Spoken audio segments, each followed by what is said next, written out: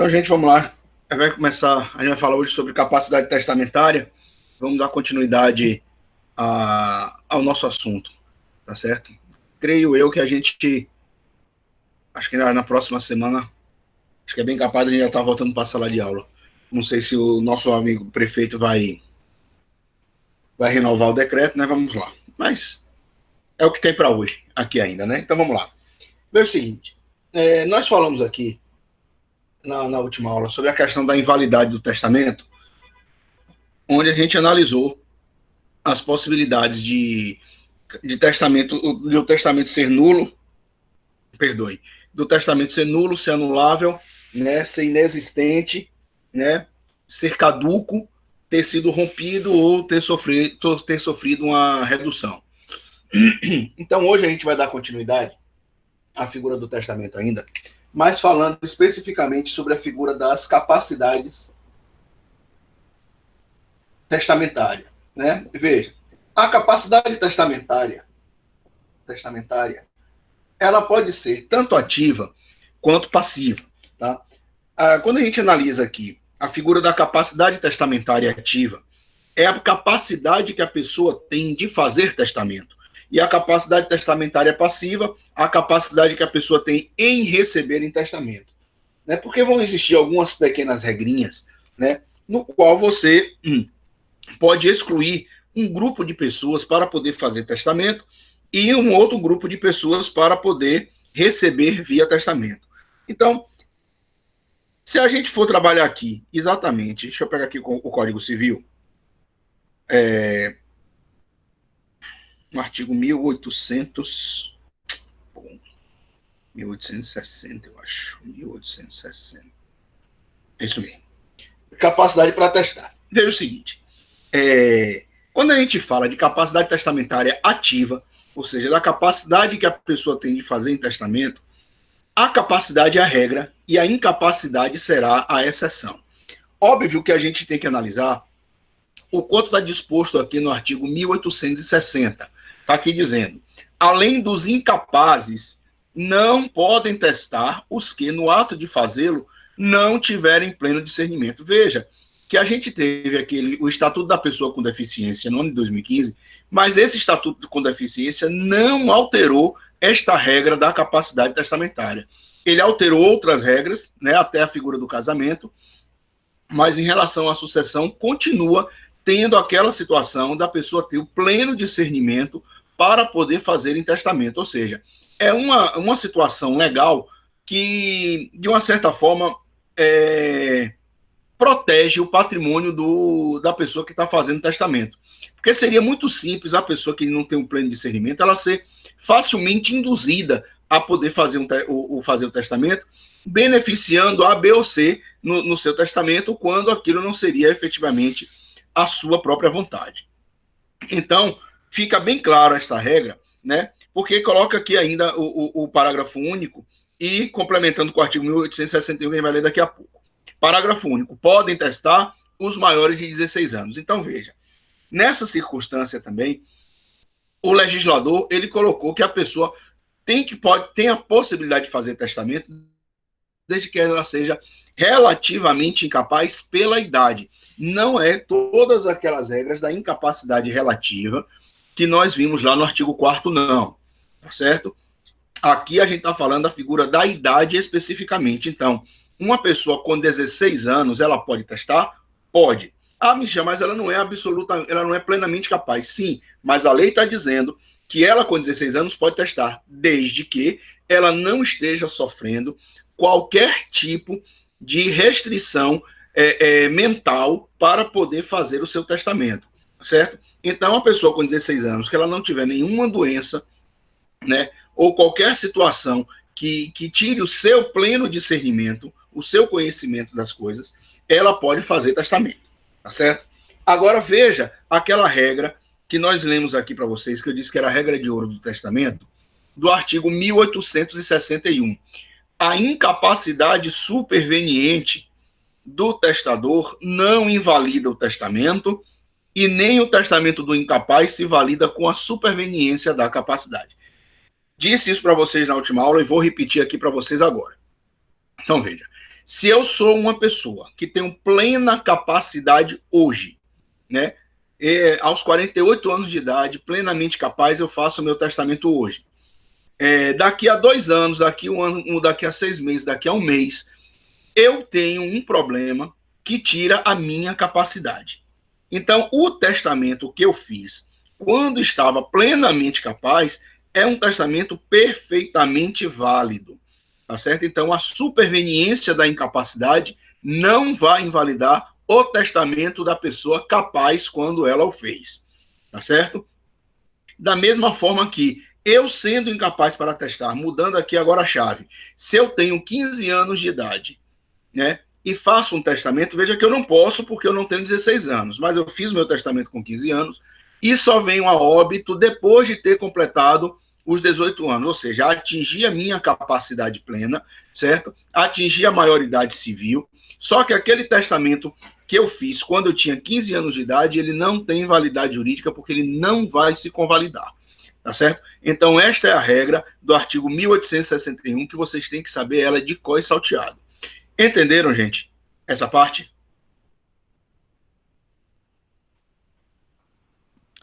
Sim, senhor. Beleza. Então, veja, que a gente pode pensar ainda, quando você está falando aqui de pessoa, é natural a gente pensar na figura só da pessoa natural, né? Mas também a gente não pode esquecer das pessoas jurídicas. Óbvio que você não tem possibilidade de dizer que uma empresa ela vai fazer testamento, porque ela não vai fazer. Ou seja, nós temos aqui algumas limitações das pessoas, da figura das pessoas que podem fazer testamento. Então, veja, não podem testar os menores de 16 anos, as pessoas que não tiverem o pleno discernimento, né, ou discernimento nenhum, vamos até acrescentar, e as pessoas jurídicas. Né? Então, não podem testar esses 3 tipos de pessoas. A partir daí, qualquer pessoa que tenha 16 anos, aí você está falando apenas da pessoa natural, toda pessoa com 16 anos que tem capacidade, ela tem possibilidade de fazer testamento. Agora, quando você pensa na figura da capacidade testamentária passiva, ou seja, das pessoas que podem receber em testamento, em princípio, a gente tem aquela regra também geral. A capacidade para receber em testamento, ela é a regra. A incapacidade passa a ser a exceção. Entretanto, a gente, a gente tem que pensar que existem algumas exceçõezinhas, né? Algumas exceçõezinhas para essa situação da capacidade testamentária passiva. Porque, veja, se a gente for pegar aqui o artigo 1798, ó, olha o que diz aqui, 1798. Legitimam-se a suceder, né, para receber em testamento, ou para receber a sucessão, não em testamento, as pessoas nascidas ou já concebidas no momento da abertura da sucessão. Vamos lá. Então a regra é: eu só posso receber em testamento se eu já era existente no momento da abertura da sucessão da pessoa que fez testamento. Ah, Michel, tem exceção para isso? Tem. Eu tenho algumas exceçõezinhas aqui, então veja. Então, aqui, vamos colocar aqui, capacidade testamentária passiva. Quem é que pode receber em testamento? Todas as pessoas naturais ou todas as pessoas jurídicas já existentes ao momento da abertura da sucessão do autor da herança. Pronto. Então está dizendo aqui, olha a diferença. Na capacidade testamentária ativa, só pode fazer testamento pessoa natural e desde que ela tenha mais de 16 anos e não ser tida como incapaz mentalmente. Pronto. Agora, quem é que pode receber em testamento? Todas as pessoas naturais ou todas as pessoas jurídicas, desde que existentes ao momento do óbito do autor da herança. Pronto. Então, veja que o autor da herança, em testamento, ele pode deixar uma parte do seu patrimônio para uma empresa que não tem, que é uma pessoa jurídica já existente. Ele pode deixar para o seu tio, pode deixar para o seu primo, pode deixar para o seu amigo, pode deixar até para o seu filho também, entendeu? Desde que sejam pessoas já existentes ao momento do óbito. Quais são as exceções que nós temos em relação a isso daqui? Olha o que diz aqui o artigo 1799. Na sucessão testamentária, podem ainda ser chamados a receber em testamento, a suceder, os filhos ainda não concebidos de pessoas indicadas pelo testador, desde que vivas estas ao abrir-se a sucessão. As pessoas jurídicas cuja organização for determinada pelo testador na forma de fundação. Então, veja, quem é que a gente está trazendo como exceção aqui a esta regra de que das pessoas existentes ao momento do óbito? A figura do nascituro, né? O nascituro pode receber em testamento, mas vamos lá. O que é o nascituro? Só para a gente recordar, é o ser concebido, porém ainda não nascido. É uma pessoa em potencial. E o artigo 2º lá do Código Civil, se vocês recordam, está lá dizendo o seguinte: a personalidade da pessoa natural começa do nascimento com vida, porém a lei põe a salvo desde a concepção os direitos do nascituro. Então, o nascituro, ele pode receber em testamento. Óbvio que isso daqui vai ficar numa condição suspensiva até que ele venha a nascer efetivamente com vida. Ele nascendo com vida, mesmo que ele respire apenas 1 minuto, ele já recebeu por herança aquilo que foi deixado em testamento. Eu tenho aqui também a exceção, as pessoas jurídicas, né? As pessoas jurídicas, veja que eu estou falando a exceção em relação a essa regra daqui, né? Das pessoas existentes ao momento do óbito. As pessoas jurídicas criadas por testamento, e aí nós temos a figura da fundação. Veja, eu posso deixar para o patrimônio para uma fundação já existente, mas eu também posso estar criando uma fundação aqui no meu testamento. E ainda tem a figura do concepturo. Veja, o concepturo é o ser que ainda não foi nem concebido, né? Nós vamos estudar isso lá mais adiante, quando a gente estiver falando sobre substituição testamentária, que eu posso deixar, por exemplo, um patrimônio, faço um testamento hoje e deixo um patrimônio, uma parte do meu patrimônio, para o primeiro filho que meu filho venha a ter. Pronto. Veja, meu filho não tem filho ainda. Ele não engravidou nenhuma mulher ainda, tá certo? Então, mas eu já estou deixando uma participação do meu patrimônio para este meu primeiro neto que ainda vai vir a existir. Só que a lei, ela traz uma regra para isso. Para que este meu primeiro neto, ele venha a receber em testamento, esse meu primeiro neto tem que ser pelo menos nascituro em até 2 anos da minha morte. Tá certo? Então, a gente tem que observar essa situação. Artigo 1798 e 1799, Alane. Tá certo? Então, veja, meu filho ainda não concebeu nenhum filho, mas ele pode ter, em até 2 anos da minha morte, se ele deixar uma mulher grávida, aquele meu neto vai resguardar a parte do que eu deixei em testamento, porque ele já é nascituro e o nascituro já tem o seu direito resguardado. Se esse meu neto efetivamente nascer com vida, ele vai receber aquilo que eu deixei em testamento. Entenderam essa parte, galera?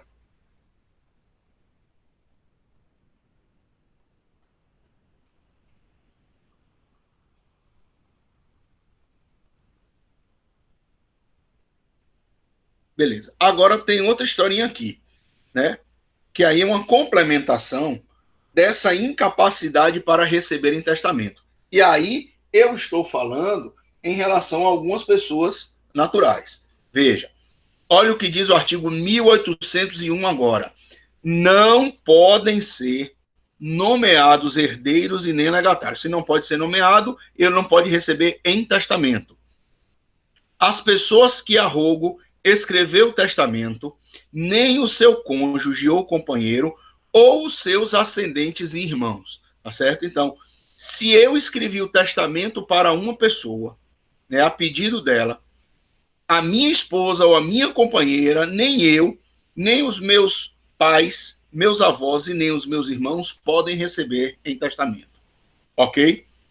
Inciso 2. As testemunhas do testamento. Então, se eu fui testemunha, eu também não posso receber em testamento. O concubino do testador casado, salvo se este, sem culpa sua, estiver separado do cônjuge há mais de 5 anos. Olá, cuidado com esses prazos. Veja o seguinte, se eu sou o concubino, né? Se eu sou o concubino de uma mulher casada, que ainda não se divorciou, óbvio, né? E ela vem a óbito e ela deixou em testamento alguma coisa para mim, eu só vou receber em testamento se ficar comprovado que esta minha amante, né, a que faleceu, ela não foi culpada pela separação, né, pelo divórcio, pela separação de fato, né? E desde que isso tenha ocorrido há mais de 5 anos. Aí eu posso. Aí não tem problema nenhum, ok? E o inciso 4 está dizendo: o tabelião civil ou militar, ou o comandante ou escrivão, perante quem se fizer, assim como o que fizer ou aprovar o testamento. Ou seja, as pessoas que trabalham no cartório, ou as pessoas a quem eu estou ditando o meu testamento, né? Que quando a gente estiver analisando aqui a figura dos testamentos, né, algumas pessoas serão responsáveis pela aprovação do testamento. Então, essas pessoas também não podem receber via testamento. Entenderam, gente, essa situação daí?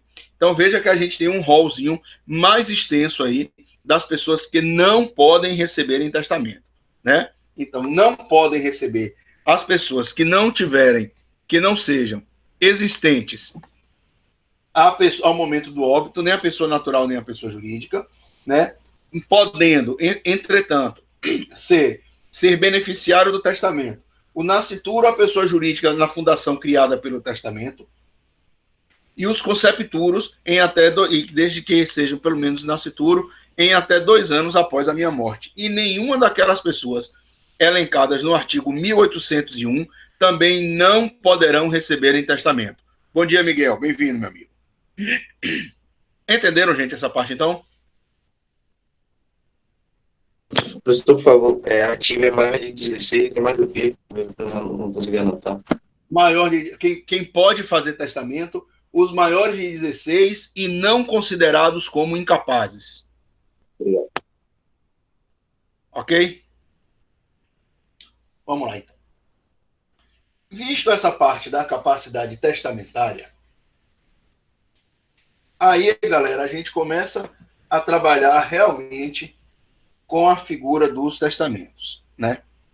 Então, veja. Em princípio, a gente começa a definir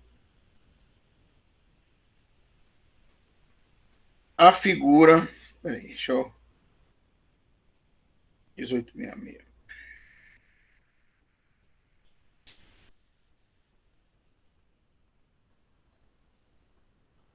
Vamos lá. A gente começa a trabalhar agora com as formas de testamento que nós temos no nosso ordenamento jurídico, tá? Primeiro, a gente tem que pensar, né, e lembrar que o testamento ele é um ato solene, tá certo? Que vai exigir efetivamente uma forma escrita, né, e requisitos substantivos, requisitos que são essenciais, né, para se fazer o testamento, caso não seja observado esses requisitos, o testamento ele é considerado como um testamento nulo, né? Ou seja, a manifestação de última vontade não será levada em consideração e aí vai se aplicar efetivamente a sucessão legítima. Olha que nós falamos aqui no início das aulas, quando começamos a falar aqui de testamento, que a sucessão legítima, que primeiramente você aplica a sucessão testamentária, né? E como forma suplementar, a gente aplica a sucessão legítima. Isso significa dizer o quê? que a sucessão legítima ela vai ser aplicada naquela parte que não é compreendida pelo testamento, ou seja, aquilo que é a legítima, que é designada para os herdeiros necessários, ou também vai se aplicar a totalidade do patrimônio para a sucessão legítima, se a pessoa que veio a óbito fez um testamento e esse testamento ele não tem validade jurídica, né? Ou seja, como nós dissemos aqui, aplica-se a sucessão legítima na inexistência de testamento ou quando esse daí caduca, é rompido, é nulo, é anulável ou é inexistente. Tá certo? Então, nessa situação daqui, leva-se sempre em consideração a última vontade do morto. Por isso que a gente diz que sucessão legítima é a vontade presumida e a sucessão testamentária é a vontade expressa do autor da herança. Tá? Então, não tem presunção de testamento, né? Existe a vontade efetiva dele deixar os seus bens separadamente para certas e determinadas pessoas, né, quando ele faz a manifestação de última vontade sua. Ok, gente? Então, nesse primeiro momento, a gente tem que se lembrar sempre disso, que o testamento ele é sempre escrito e vai exigir a forma, ainda que, né, uma forma escrita e requisitos substantivos em relação aos seus testamentos. Agora, quando a gente fala aqui efetivamente da figura do testamento, nós temos as chamadas formas de testamento. Eu tenho as formas ordinárias de testamento, e aqui nas formas ordinárias eu tenho aqui o testamento público, eu tenho o testamento cerrado e tenho o testamento particular. Como outra forma de testamento que eu tenho aqui os testamentos especiais, e aí eu tenho o testamento marítimo, aeronáutico e o testamento militar, e ainda tem uma outra figurinha aqui que alguns doutrinadores gostam de chamar de testamento ou não, chamado de codicilo, tá certo? Então, essas são as formas que nós temos de testamento no nosso ordenamento jurídico. O testamento ordinário, né, que é a forma, bota aqui ordinários, né, que são os testamentos público, cerrado e o particular. Os testamentos especiais, que são os testamentos marítimo, aeronáutico e o militar. E tenho a figura ainda do codicilo, ok? E tem o testamento, a figura do codicilo. Agora, quando a gente começa a pensar aqui, quais são as formas, o que são e quais são as formas dos testamentos ordinários, né? Testamento ordinário é todo aquele que pode ser adotado por qualquer pessoa que tenha capacidade testamentária ativa, né? Nas condições para fazer testamento, nas condições normais de sua existência, né? Então, veja aqui. A gente não pode estabelecer ou aceitar qualquer tipo de testamento que esteja fora dos modelos legais. Eu não posso criar uma forma de testamento, tá certo? Eu só posso testar da forma com que está estabelecido no nosso ordenamento jurídico. Então, eu só posso testar se eu tiver nas condições normais, né, de minha existência. Eu posso fazer o testamento ordinário, seja ele público, seja ele cerrado, seja ele particular. Os especiais a gente vai ver que são certas situações muito peculiares, tá? Então, via de regra, esses daqui são a regra para você fazer testamento. Olha o que eu disse para vocês. Testamento não é obrigação, testamento é vontade da pessoa. É diferente de inventário. Eu vou repetir isso porque muita gente tem mania de errar essa bobagem. Inventário sempre tem que ser aberto. Testamento não. Testamento é a vontade da pessoa em fazer testamento, em deixar uma parte do seu patrimônio para certas e determinadas pessoas. Claro isso, beleza? Beleza, gente? Tranquilo, professor. Maravilha. Então, a gente vai começar a trabalhar agora com essas formas ordinárias de testamento. E aí a gente vai começar logo com o testamento público. Chama a atenção aqui de vocês também que não existe hierarquia entre testamentos, tá? Os testamentos aqui, público, cerrado ou particular, depende da vontade da pessoa em fazer qualquer um dos três, ou a depender de algumas circunstâncias onde eles estejam incluídos. A gente vai ler aqui, vou mostrar isso aqui para vocês. Vamos lá. Do testamento público, artigo 1864. Aqui ele já vai definir, inclusive, quais são os requisitos essenciais para o testamento público. Tá bem aqui, ó.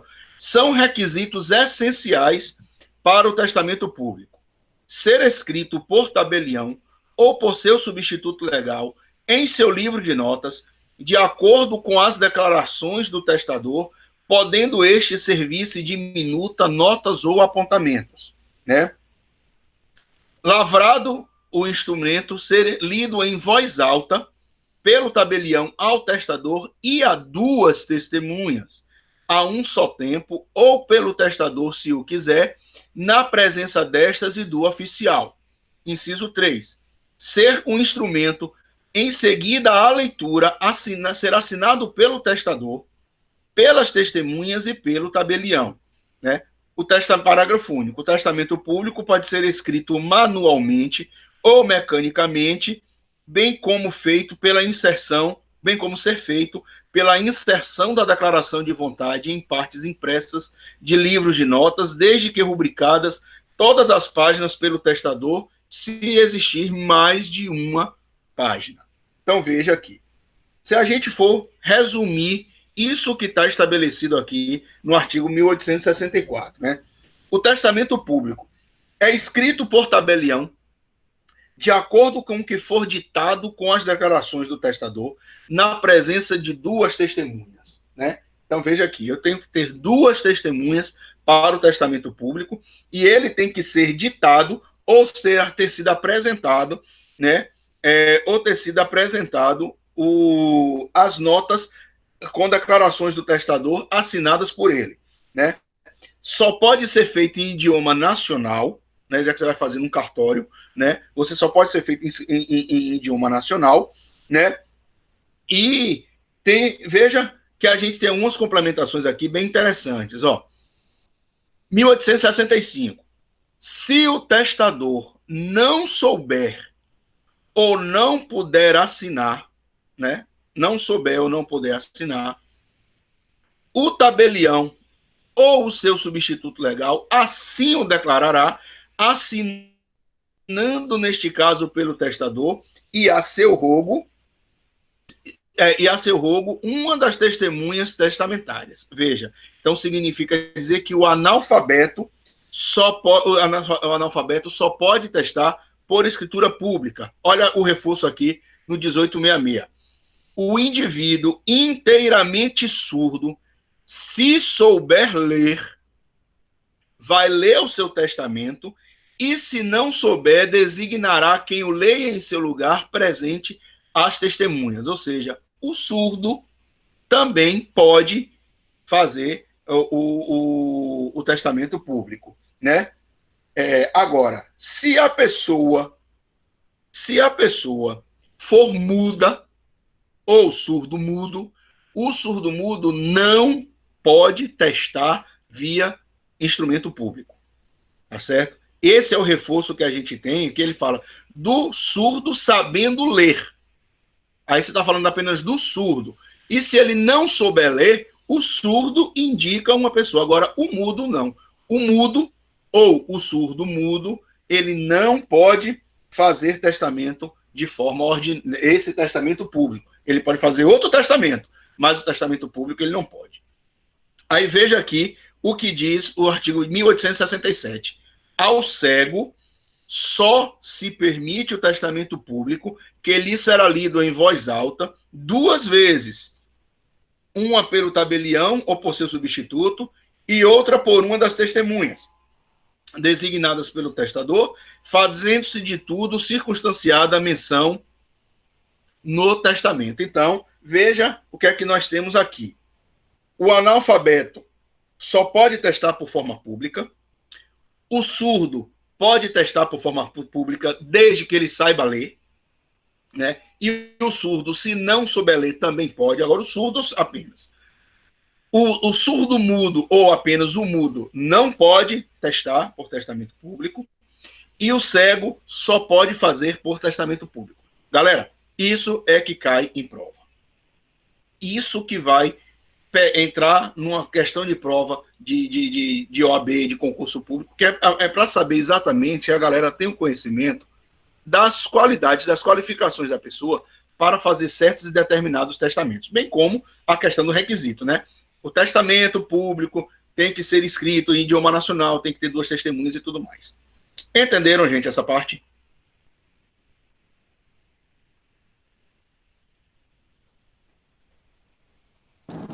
Sim, Michel. Maravilha. Beleza. Aí a gente vem para a segunda forma ordinária. Diga aí, Dani. O que é que você manda? Qual é a dúvida?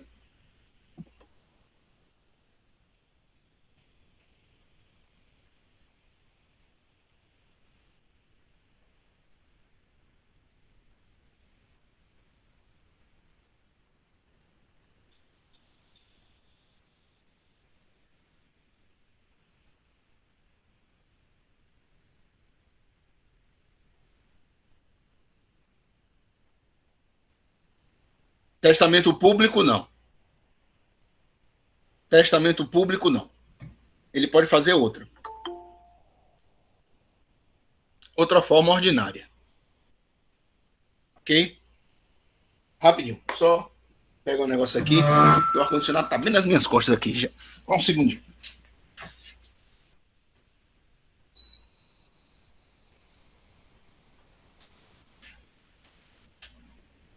Vamos lá. Aí a gente vem aqui agora para a figura do testamento cerrado, né? O testamento cerrado, aqui a partir do artigo 1868. Olha, o testamento cerrado. O testamento escrito pelo testador ou por outra pessoa a seu rogo e por aquele assinado será válido se aprovado pelo tabelião ou seu substituto legal, né? Observadas as seguintes formalidades: que o testador entregue ao tabelião, em presença de 2 testemunhas, que o testador declare que aquele é o seu testamento e que quer que seja aprovado, que o tabelião lavre, desde logo, o auto de aprovação na presença de 2 testemunhas e o leia em seguida ao testador e testemunhas, que o auto de aprovação seja assinado pelo tabelião, pelas testemunhas e pelo testador. Parágrafo único.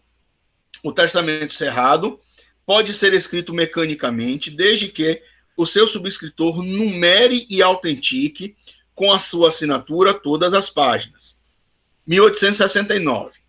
O tabelião deve começar o auto de aprovação imediatamente depois da última palavra do testador, declarando sob sua fé que o testador lhe entregou para ser aprovado na presença das 2 testemunhas, passando a serrar e coser o instrumento aprovado.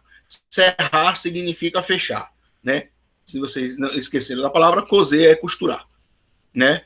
Parágrafo único. Se não houver espaço na última folha do testamento para início da aprovação, o tabelião aporá nele o seu sinal público mencionando a circunstância no auto. 1870. Se o tabelião tiver escrito o testamento a rogo do testador, poderá, não obstante, aprová-lo. 1871. O testamento pode ser escrito em língua nacional ou estrangeira pelo próprio testador ou por outrem a seu rogo. 1872. Não pode dispor de seus bens em testamento cerrado quem não saiba ou não possa ler. 1873. Pode fazer testamento cerrado o surdo-mudo, contanto que o escreva todo e o assine de sua mão, e que, ao entregá-lo ao oficial público ante as duas testemunhas, escreva na face externa do papel ou do envoltório que aquele é o seu testamento, cuja aprovação lhe pede. 1874. Depois de aprovado e cerrado, será o testamento entregue ao testador, e o tabelião lançará no seu livro nota do lugar, dia, mês e ano em que o testamento foi aprovado e entregue. 1875. Falecido o testador, o testamento será apresentado ao juiz, que o abrirá e o fará registrar, ordenando que seja cumprido, se não achar vício externo que o torne eivado de nulidade ou suspeito de falsidade. Então, veja que esse testamento cerrado ele tem algumas informações interessantes. Veja, esse testamento cerrado, inclusive, ele é chamado, né, doutrinariamente, de testamento secreto ou testamento místico, né? Ele é escrito pelo próprio testador ou por alguém a seu rogo, né?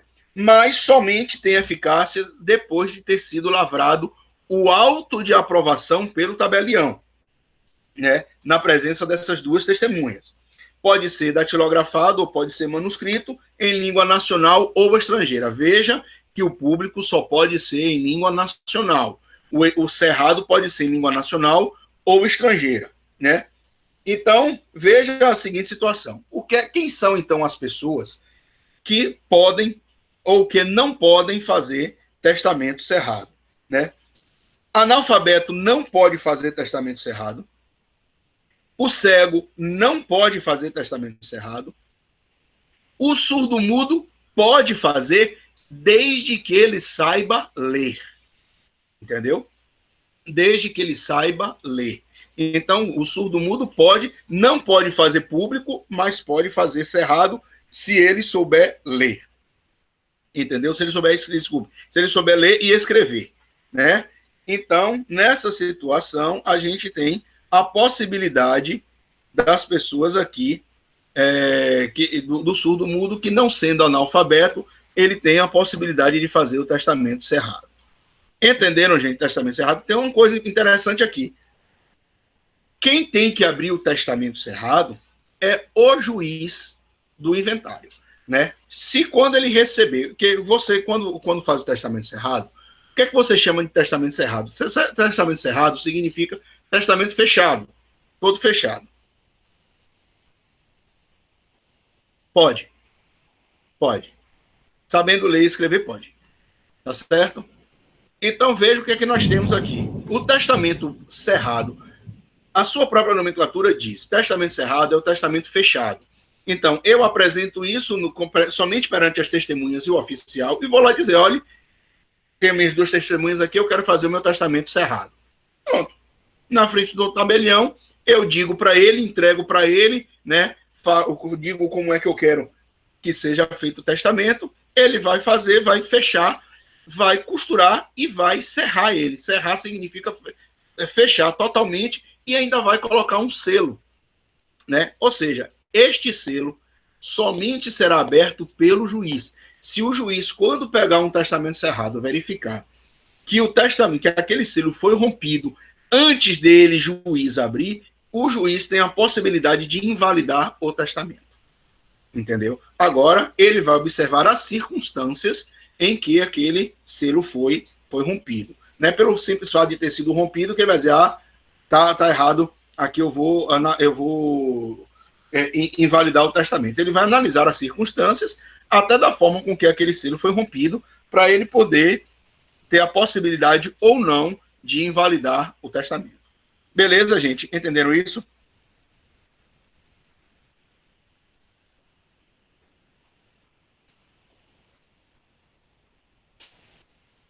Ok. Aí vamos aqui agora ao testamento particular. Porque o testamento particular tem outras informaçõezinhas aqui, ó. 1876. O testamento particular pode ser escrito de próprio punho ou mediante processo mecânico. Se escrito de próprio punho, são requisitos essenciais à sua validade que seja lido e assinado por quem o escreveu na presença de pelo menos 3 testemunhas. Já mudou. Ó, testamento público encerrado, 2 testemunhas. Testamento particular são 3, né? Que também devem subscrever, né? Ou seja, as testemunhas devem assinar, as 3 testemunhas devem assinar o testamento particular. Se elaborado por processo mecânico, não pode conter rasuras ou espaços em branco, devendo ser assinado pelo testador, depois de o ter lido na presença de pelo menos 3 testemunhas que o subscreverão. Morto o testador, publicar-se-á em juízo o testamento, com a citação dos herdeiros legítimos. Se as testemunhas forem contestes, né, sobre o fato da disposição, ou ao menos sobre a sua leitura perante elas, e se reconhecerem as próprias assinaturas, assim como a do testador, o testamento será confirmado. Se faltarem testemunhas por morte ou ausência, e se pelo menos uma delas o reconhecer, o testamento poderá ser confirmado, se a critério do juiz houver prova suficiente de sua veracidade. Em circunstâncias excepcionais, declaradas na cédula do testamento, o testamento particular de próprio punho e assinado pelo testador, sem testemunhas, poderá ser confirmado a critério do juiz. O testamento particular pode ser escrito em língua estrangeira, contanto que as testemunhas o compreendam. Entenderam? Aí vem o seguinte, esse testamento particular, ele é doutrinariamente chamado de testamento hológrafo, porque você não faz perante uma autoridade pública. Você vai fazer na sua residência, tudo bonitinho, na presença das testemunhas e tudo mais. Agora, num lugar fechado, onde outras pessoas não possam ver o que você esteja dispondo em testamento. É por isso que se reforça aquela informaçãozinha de que a testemunha do testamento não pode receber em herança via testamento, ok? Então, veja, esse testamento particular, ele é inteiramente escrito e assinado pelo testador, lido perante as testemunhas que também vão assinar o testamento, né? Podendo ser feito em língua nacional ou em língua estrangeira, de modo que é um testamento que é facultado àquelas pessoas que não são analfabetas. Tá certo? Não são analfabetas. Ok? Então vem a história. Michel, então o surdo-mudo, ele pode fazer testamento particular. Se o surdo-mudo souber escrever, pode. Não tem problema nenhum. Certo? Entenderam, gente, essa parte do testamento? Dani, é a partir dos artigos 1876 a 1880. 1876 a 1880. Beleza? Então, aqui a gente já matou essa partezinha daqui do testamento ordinário. Ok? Bem, eu vou pular esse testamento daqui e os especiais agora, eu vou falar logo do codicilo, que são 2 ou 3, 4 artigozinhos no máximo. 3 a 4 artigos apenas. Né? Fala do codicilo. Veja o seguinte. Primeiro, o que é o codicilo aqui? Vamos lá. Olha, veja o que diz aqui o artigo 1881 do Código Civil. Dos codicilos. Toda pessoa capaz de testar poderá, mediante escrito particular seu, datado e assinado, fazer disposições especiais sobre o seu enterro, sobre esmolas de pouca monta a certas e determinadas pessoas, ou indeterminadamente aos pobres de certo lugar, assim como legar móveis, roupas ou joias de pouco valor de seu uso pessoal. Os atos a que se refere o artigo antecedente, salvo o direito de terceiro, valerão como codicilos. Deixe ou não testamento o autor. Pelo modo estabelecido no artigo 1881, poder-se-ão nomear ou substituir testamenteiros. Os atos previstos nos artigos antecedentes revogam-se por tais atos e consideram-se revogados se, havendo testamento posterior de qualquer natureza, este não os confirmar ou modificar. Se estiver fechado o codicilo, abrir-se-á do mesmo modo que o testamento cerrado. Galera, Eu estou falando logo aqui da figura do codicilo. Então veja aqui. O que é que diz aqui a figura do codicilo? O codicilo, alguns doutrinadores gostam de chamam ele de testamento anão, né? Anão, baixinho mesmo, pequeno, testamento pequeno, né? E o codicilo é um ato de última vontade, onde o testador ele vai assinar, vai escrever e vai assinar, e ele não precisa de testemunha. Então o codicilo não precisa de testemunha, né? E ele vai dispor sobre objetos seus que sejam considerados de pouco valor, né? Ou fazer disposições acerca do seu funeral, né? Conforme está expresso lá no artigo 1881. Agora, o que é que nós temos de importante aqui para a figura do codicilo? Veja que eu disse para vocês em uma outra aula nossa, né?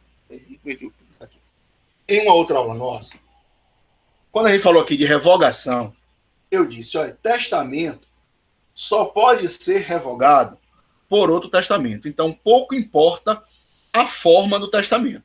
Se eu disse, testamento não tem hierarquia entre eles. Então, um testamento não pode nunca ser revogado por um codicilo. Agora, se eu tenho um codicilo, o codicilo ele pode ser revogado por outro codicilo, como pode ser revogado por um outro testamento. Então, se o testamento é posterior ao codicilo, o testamento tem o poder de revogar o codicilo. Agora, veja o seguinte. Michel, se eu faço um testamento, ele já revoga automaticamente o codicilo? Em princípio, sim. Porque se eu faço um novo testamento e quero que aquele codicilo que eu fiz antes, ele tenha validade, basta no meu testamento eu confirmar a existência do codicilo. Basta fazer uma cláusulazinha colocando lá que eu estou mantendo o codicilo, eu estou confirmando o codicilo que foi celebrado em data de tanto, de tanto, de tanto. Entendeu? Agora, se eu não tenho nenhuma menção do codicilo no Novo Testamento, veja que o próprio artigo diz aqui: os atos previstos nos codicílios revogam-se por atos iguais de um codicílio por outro codicílio e consideram-se revogados se houver um testamento posterior de qualquer natureza, que não os confirme ou modifique. Então, veja, eu tenho que fazer a menção ao codicilo no testamento, porque se eu não fizer, considera-se ele como um codicilo revogado. Entenderam, gente, essa parte do codicilo aqui? Tranquilo. Aí a gente vai começar a falar dos testamentos especiais agora, né? O testamento marítimo, o testamento aeronáutico e o testamento militar. Ok? Veja aqui agora, né?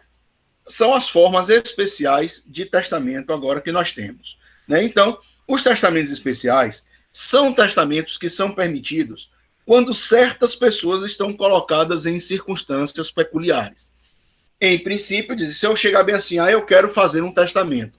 Eu não posso, hoje, chegar e dizer assim, eu quero fazer o meu testamento e eu quero fazer um testamento militar, eu quero fazer um testamento marítimo, eu quero fazer um testamento aeronáutico. Não é assim. Se eu quiser fazer testamento, eu tenho que buscar as formas ordinárias de testamento. Ok? O testamento especial, ele vai depender da circunstância onde a pessoa se encontra em determinar, com suas peculiaridades. Então, veja aqui o que diz os artigos aqui. Dos testamentos especiais, artigo 1886. São testamentos especiais, marítimo, o aeronáutico e o militar. Né? 1887. Não se admitem outros testamentos especiais, além daqueles contemplados neste Código. Do testamento marítimo e do testamento aeronáutico. 1888. Quem estiver em viagem a bordo de navio nacional, de guerra ou navio mercante, pode testar perante o comandante na presença de duas testemunhas, que por forma que corresponda ao testamento público ou testamento cerrado. Então, você não faz testamento nem marítimo, nem aeronáutico, nas mesmas formas do testamento particular. Eu só posso fazer ou parecido, aproximado do testamento público ou do testamento cerrado, né? Parágrafo único. O registro do testamento será feito no diário de bordo. 1889. Quem estiver em viagem a bordo de aeronave militar ou comercial pode testar perante pessoa designada pelo comandante, observado o disposto no artigo antecedente. O testamento marítimo ou aeronáutico ficará sob a guarda do comandante, que o entregará às autoridades administrativas no primeiro porto ou aeroporto nacional contra recibo averbado no diário de bordo. Caduca o testamento marítimo ou aeronáutico se o testador não morrer na viagem, nem nos 90 dias subsequentes ao seu desembarque em terra, onde possa fazer na forma ordinária outro testamento. Não valerá o testamento marítimo, ainda que feito no curso de uma viagem, se, ao tempo em que se fez, o navio estava em porto onde o testador pudesse desembarcar e testar na forma ordinária. Então, veja que a gente tem uma peculiaridade em relação ao testamento militar ou aeronáutico. Primeiro, a pessoa tem que estar em viagem em navio nacional, né, ou aeronave nacional de carreira, né, onde ele ele ache que ele está para morrer, né. Então, nessa situação, e ele não fez testamentos, ele procura o comandante e faz o testamento nas formas em que foi feito o testamento público ou o testamento cerrado, né, ou seja, na presença de duas testemunhas. Se você quiser fazer na forma do testamento público, tem que ser assinado pelas testemunhas, aquela coisa toda, lido perante o oficial, que é o comandante, ou a pessoa designada por ele e tudo mais. Tem que se fazer ainda o registro no diário de bordo, tanto do navio quanto do avião. E se a pessoa, quando chega no porto ou no aeroporto nacional, né, o comandante vai entregar isso para a autoridade administrativa, né, pode ser um juiz, um delegado, uma autoridade do porto ou do aeroporto. Se tiver a autoridade lá, ele vai entregar mediante contra-recibo e vai informar no diário de bordo que ele entregou para a autoridade tal o testamento de fulano de tal naquela data, vai receber tudo bonitinho. E esse testamento, ele tem uma validade de 90 dias. Isso significa dizer o quê, gente? Que a pessoa, ao chegar no porto ou aeroporto, ele tem a possibilidade de desembarcar e fazer o testamento. Ele tem um prazo de 90 dias para poder fazer esse testamento ordinário. Se ele não morrer ou ele não fizer o testamento ordinário dentro dos 90 dias, o testamento caduca.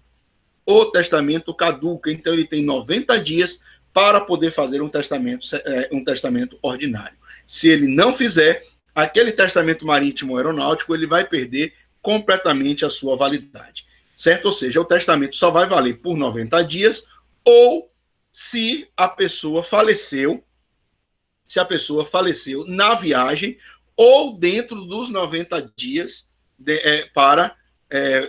dentro dos 90 dias de validade do testamento, desde que ele tenha plena capacidade dentro desses 90 dias para poder fazer o testamento. Porque também, se ele não tiver capacidade de fazer o testamento dentro dos 90 dias, né, o testamento marítimo ou aeronáutico vai ter validade jurídica plena, né, porque ele não tinha condição de fazer um testamento ordinário.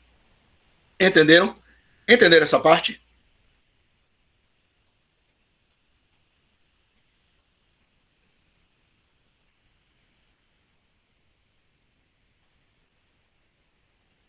Então, posso entender que não é só o militar que pode se valer desse testamento. Testamento militar a gente está falando agora, vai falar agora, Elaine. Ou seja, um civil em embarcação pode fazer também, pode. Exatamente. O militar, veja, qualquer pessoa, seja ela civil ou militar, ela pode fazer testamento marítimo ou aeronáutico. O testamento militar, ele tem a sua peculiaridade, tá? Que a gente vai ver aqui agora. Olha aqui o que é que diz do testamento militar. O testamento dos militares e demais pessoas a serviço das Forças Armadas em campanha, dentro ou fora do país, assim como em praça sitiada, ou que esteja de comunicações interrompidas, poderá fazer-se, não havendo tabelião ou seu substituto legal, ante 2 ou 3 testemunhas, se o testador não puder ou não souber assinar, caso em que assinará por ele uma das testemunhas. Então veja aqui, antes da gente continuar, o testamento militar, ele não é feito para militares, entendeu? Ou seja, porque eu sou um oficial da Força Armada, eu vou fazer um testamento militar. Não. Se eu sou um oficial das Forças Armadas em tempo de paz, eu vou fazer um testamento ordinário, se eu quiser. Entendeu? Se eu sou um militar e estou em viagem, eu vou fazer um testamento marítimo ou aeronáutico, se for o caso. Então, o testamento militar, ele somente terá validade, né? E o seu primeiro requisito é esse, que as pessoas que estejam envolvidas na campanha bélica, entendeu? Dentro ou fora do país. E aí serve tanto para militar quanto para civil. Então veja, porque se eu sou um médico e eu sou convocado, eu sou um médico civil, se eu sou convocado para ir para o exterior para poder fazer o acompanhamento médico dos oficiais do Exército, da Marinha, da Aeronáutica, eu estou a serviço das Forças Armadas. Então eu sou considerado como militar para aquele efeito, entendeu? Mas eu sou um civil. Então qualquer civil, né, que esteja à disposição das Forças Armadas poderá fazer testamento militar também, né? Parágrafo 1º. Se o testador pertencer a corpo ou a seção de corpo destacado, o testamento será escrito pelo respectivo comandante, ainda que de graduação ou posto inferior. Se o testador estiver em tratamento em hospital, o testamento será escrito pelo respectivo oficial de saúde ou pelo diretor do estabelecimento. Se o testador for oficial mais graduado, o testamento será escrito por aquele que o substituir. Se o testador souber escrever, poderá fazer o testamento de seu punho, contando que o date e o assine por extenso e o apresente aberto ou cerrado na presença de 2 testemunhas ao auditor ou ao oficial de patente que ele faça às vezes nesse mistério. O auditor ou oficial a quem o testamento se apresente notará em qualquer parte dele lugar, dia, mês e ano em que ele for apresentado. Nota esta que será assinada por ele e pelas testemunhas. Caduca o testamento militar, desde que depois dele o testador esteja 90 dias seguidos em lugar onde possa atestar na forma ordinária, salvo se esse testamento apresentar as solenidades prescritas no parágrafo único do artigo antecedente. As pessoas designadas no artigo 1893, quando empenhadas em combate ou feridas, podem testar oralmente, confiando a sua última vontade a 2 testemunhas. Não terá efeito o testamento se o testador não morrer na guerra ou convalescer do testamento. Então veja o seguinte, esta gente aqui é a única possibilidade que nós temos de fazer um testamento oral. É o testamento militar, chamado de testamento nunculpativo, ou seja, quando a pessoa está prestes a morrer, quando ela estiver ferida, ou se ela estiver empenhada em combate, ela estiver na linha de frente, lutando na guerra, né, ou lutando na praça sitiada, né, aí ele pode, perante 2 testemunhas, ele chegar e dizer, olha, eu queria que vocês fossem minhas testemunhas, que eu quero deixar isso. Então, veja que esse testamento, chamado de testamento nunculpativo, ele é feito de viva voz perante 2 testemunhas, tá certo? E ele tem validade desde que essas testemunhas, obviamente, elas confirmem a informação que foi dita pela pessoa que estava ferida ou que estava empenhada em combate, né? E veja que o próprio artigo diz que não terá efeito esse testamento, né, se a pessoa não morrer na guerra ou ela convalescer do ferimento. Entenderam, gente? Então, estas são as formas que nós temos de testamento ordinário, especial e a figura do codicilo. Alguma dúvida? Alguma dúvida, gente?